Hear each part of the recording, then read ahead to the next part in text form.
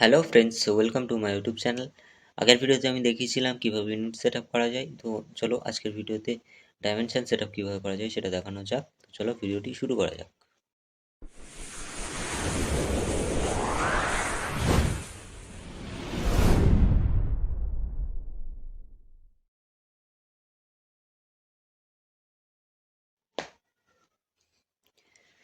তো AutoCAD open করলাম এবং সবার প্রথমে আমি একটা লাইন ড্র করব, যেটার লেন্থ দিয়ে দেব হচ্ছে 20 ফিট দিয়ে দিলাম। অ্যান্ড দেন এই 20 ফিট লাইনটার আমরা ডাইমেনশন দেব। তো ডাইমেনশন দেওয়ার জন্য আমরা যাব অ্যানোটেশানে, অ্যান্ড দেন সেখান থেকে কিসে ক্লিক করব, লাইনার অপশানে ক্লিক করব এবং এই পয়েন্টে ক্লিক করব। দেখো এই পয়েন্টটা যদি তোমাদের না শো করে তাহলে F3 প্রেস করবে, কারণ এখান থেকে অবজেক্ট স্ন্যাপটা অফ থাকলে এই লাইনটা শো করে না। তো সেক্ষেত্রে F3 প্রেস করবে, দেখবে এই পয়েন্টটা শো করছে এবং এই পয়েন্ট থেকে এন্ড পয়েন্টে ক্লিক করব অ্যান্ড দেন উপর দিকে টানবো, তাহলে দেখো আমাদের ডাইমেনশনটা দেখা যাচ্ছে। তো ডাইমেনশন আমরা দিয়েছিলাম 20 ফিট, কিন্তু এখানে দেখাচ্ছে 240 এবং এই যে অরিজিন পয়েন্টটা আছে, এই অরিজিন পয়েন্ট থেকে যে ডাইমেনশনের লাইনটা খুবই কম ডিস্টেন্স আছে। তো সেটা আমাদের সেট আপ করতে হবে। তো সেটা সেট আপ করার জন্য ডাইমেনশন সেটিং করতে হবে। ডাইমেনশন সেটিং আমরা ডি এন্টার করব। ডি এন্টার করার পর দেখবে এরকম একটা ডাইমেনশন স্টাইল ম্যানেজার ওপেন হয়ে যাবে। তো ওপেন হওয়ার পর আমরা কি করব, এখানে দেখো আইএসও 25 আছে। তো এই যে আইএসও 25, এটাকে আমরা মডিফাই করব না, তার কারণ মডিফাই করলে আমরা আর আগের অবস্থায় তো নিয়ে আসতে পারবো না। যে কারণে আমরা এই অপশানে, এখানে নিউ অপশান আছে, এই অপশানটাতে ক্লিক করব এবং এখানে কপি অফ আইএসও 25 দিয়ে কন্টিনিউ করব। তোমরা ইচ্ছা করলে এখানে একটা নাম দিয়ে দিতে পারো, নিউ স্টাইল নেম যেটা। তো কন্টিনিউ করার পর আবার নতুন একটা বক্স ওপেন হয়ে যাবে। তো নতুন বক্স ওপেন হওয়ার পর দেখো সবার প্রথমে একটা অপশান আছে লাইন, এই লাইনটা আমি দেখাচ্ছি। লাইনে ক্লিক করার পর এখানে দেখবো যে ডাইমেনশন লাইন। তো ডাইমেনশন লাইনের আমরা কালারটা চেঞ্জ করতে পারি। দেখো এখানে যে বক্সটা দেখা যাচ্ছে সেটা হচ্ছে প্রিভিউ বক্স, যে বক্সে আমরা যে কোনো কিছু চেঞ্জ করলে সেটা কিন্তু আমাদের শো করবে।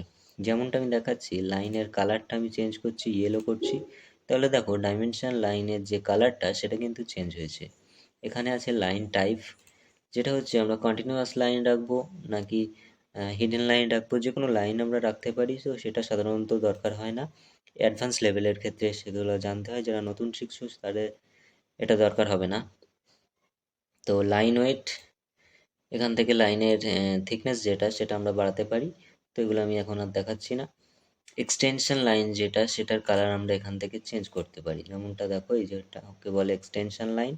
তো এক্সটেনশন লাইন আর ড্রয়িংয়ের মধ্যে যে ডিস্টেন্সটা সেটা হচ্ছে অরিজিন পয়েন্ট। তো এই অরিজিন পয়েন্টটা আমাদের ঠিক করতে হবে, কেননা এই যে পয়েন্টটা দেখতে পাচ্ছ, আমি একটু জুম করছি। তো দেখো এই পয়েন্টটাতে আমাদের কিন্তু কোনো একদম ফাঁকা কম আছে, ডিস্টেন্সটা খুবই কম আছে, যে কারণে ড্রয়িং প্রিন্ট করার সময় আমাদের অনেকটা বোঝা যাবে না। তো এটাকে ডিস্টেন্স বাড়ানোর জন্য আমরা কি করব, এই যে ফিক্সড লেন্থ এক্সটেনশন লাইন, এটাতে ক্লিক করব, তাহলে দেখো এক্সটেনশন লাইনের যে লেন্থটা সেটা ফিক্সড হয়ে যাবে। আপাতত এটাই আমরা করব। এরপর যে সিম্বল অ্যান্ড অ্যারো অপশানে যাব এবং দেখব এই যে অ্যারোটা দেখতে পাচ্ছ, এই অ্যারোটা আমরা চেঞ্জ করতে পারবো। তো ফার্স্ট অপশানে গিয়ে এই যে ডট দিয়ে দিলাম, তাহলে দেখো ফার্স্ট যে অ্যারোটা সেটা কিন্তু চেঞ্জ হয়ে গেছে। সেকেন্ডটাও কিন্তু আমাদের ডট হয়ে গেছে। সেকেন্ডটা আমরা যদি মনে করি যে অন্য রাখতে হবে, ক্লোজ ফিল্ড, তাহলে দেখো একটা ডট থাকবে, একটা অন্যরকম থাকবে। তো দুটোই সাধারণত আমরা একই রাখি এবং যেটা অ্যারো আছে আমাদের ক্লোজ ফিল্ড, এটাই আমরা রাখি। অ্যারো সাইজ, এটাই হচ্ছে ইম্পর্টেন্ট। যখন আমরা ছোট ড্রয়িং করব সেক্ষেত্রে অ্যারোটা ডিপেন্ড করে অনেকটা, অ্যারো সাইজটা সেক্ষেত্রে আমাদের ছোট দিতে হয়। তো এখন যেহেতু আমরা যে ড্রয়িংটা করছি সেটা আমাদের ঠিকই আছে, একটু বড় করলে ভালো হয়। যেখানে 2.5 ইঞ্চ আছে আমি 5 ইঞ্চ করে দিচ্ছি, দেন এন্টার। দেখো এখানে কিন্তু যে অ্যারো সাইজ সেটা কিন্তু হয়ে গেছে। প্রত্যেকটা জিনিস চেঞ্জ করার পর এখানে দেখবে যে চেঞ্জ হচ্ছে কি না। এরপর কি করব, নিচে আসবো, এখানে আর কিছু তেমন করার নেই, টেক্সটে যাব। তো টেক্সটে যাওয়ার পর দেখবে টেক্সট স্টাইল যেটা স্ট্যান্ডার্ড নাকি অ্যানোটেশন, এটা এখন তোমাদের লাগবে না। টেক্সট কালার তোমরা চেঞ্জ করতে পারো, রেড করে দিলাম। ফিল কালার, এটা ফিল করতে পারো ইয়েলো করে দিলাম। দেখো ভিতরে যে টেক্সটের এরিয়াটা সেটা ফিল হয়ে গেছে। ড্র ফ্রেম অ্যারাউন্ড টেক্সট, টেক্সটের পাশে একটা ফ্রেম দেখানোর জন্য এটা আমরা ক্লিক করে দেব। টেক্সট হাইট, এটাই হচ্ছে সবচেয়ে বেশি ইম্পর্টেন্ট। টেক্সট হাইট আমরা ছোট ড্রয়িংয়ের ক্ষেত্রে টেক্সট হাইট ছোট বড় দিতে হয়, তো এখানে 2.5 ইঞ্চ আছে, তো এটা আমি 5 ইঞ্চ করে দিচ্ছি, দেন এন্টার। দেখো টেক্সট হাইট কিন্তু বেড়ে গেছে।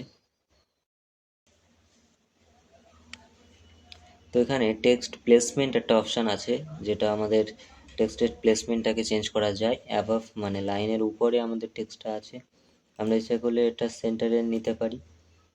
যেহেতু সেন্টারে জায়গা নেই বলে পাশে আসছি, তো এটা আউটসাইড বা বিলো যে কোনো নেওয়া যায়, তো আমি অ্যাবাভ রাখছি। এবং এই যে অপশানটা আছে টেক্সট অ্যালাইনমেন্ট, এটা যদি হরিজন্টাল থাকে তাহলে এইভাবে দেখাবে টেক্সটগুলোকে। আমরা সাধারণত ড্রয়িংয়ের সুবিধার্থে অ্যালাইন উইথ ডাইমেনশন লাইন এই অপশানটা সিলেক্ট করে রাখবো। অ্যান্ড দেন নেক্সট অপশান ফিটে চলে যাব। ফিটে আমাদের করার কিছু নেই তেমন।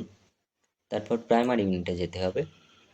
প্রাইমারি ইউনিটে যাওয়ার পর দেখব আমরা এখানে দেখো ফিটে ড্রয়িংটা নিয়েছি, তো সেক্ষেত্রে আমরা ইউনিটটা শো করব ফিটে। যদি আমাদের মিটার, মিলিমিটার, ডেসিমিটার, সেন্টিমিটার এগুলো থাকে, তাহলে সেক্ষেত্রে আমাদের ডেসিমেল অপশানটা সিলেক্ট করে রাখতে হবে। যদি ফিট বা ইঞ্চে থেকে থাকে তাহলে ডেসিমেল থেকে ইঞ্জিনিয়ারিং সিলেক্ট করব, এবং প্রিসিশন যেটা সেটা 0.00 করে দেবো। তাহলে দেখো এখানে ফিটে কিন্তু দেখাচ্ছে ড্রয়িংটা। 0.00 রাখতে পারো, তাহলে দুটো যে ডিজিট শো করবে। এখানে তেমন কিছু আর করা নেই, তো এটাই ছিল ডাইমেনশন সেট আপ। আরও অ্যাডভান্স লেভেলের আছে, যেমনটা হচ্ছে অল্টারনেটিভ ইউনিট। যদি ফিট বা মিটার দুটো ইউনিট একসঙ্গে দেখাতে হয়, তাহলে এই অল্টারনেটিভ ইউনিটটা দরকার হয়, তো সেটা আমি আর আজকে দেখাচ্ছি না। তো যারা আমরা নতুন ড্রয়িং করছি বা সাধারণ যেসব ড্রয়িং আমাদের করতে হয়, সেসব ড্রয়িংয়ের ক্ষেত্রে যেগুলো ডাইমেনশন সেট আপ লাগে আমি পুরোটাই কিন্তু দেখিয়ে দিয়েছি। যদি তোমাদের আরও কিছু সেটিং করতে হয় সেক্ষেত্রে অবশ্যই কমেন্ট করতে ভুলবে না। আর ভিডিওটা লাইক শেয়ার করে দিও, আর চ্যানেলটি অবশ্যই সাবস্ক্রাইব করে দিও, কারণ তোমাদের সাবস্ক্রাইব খুবই জরুরি এই চ্যানেলটার জন্য। তো বিষয় হচ্ছে আমি এখানে সেটিং তো করে দিয়েছি, দেন ওকে প্রেস করব, দেন সেট কারেন্ট করব, অ্যান্ড দেন ক্লোজ করব। তো দেখো এই ড্রয়িংটা কিন্তু চেঞ্জ হয়নি এখনও।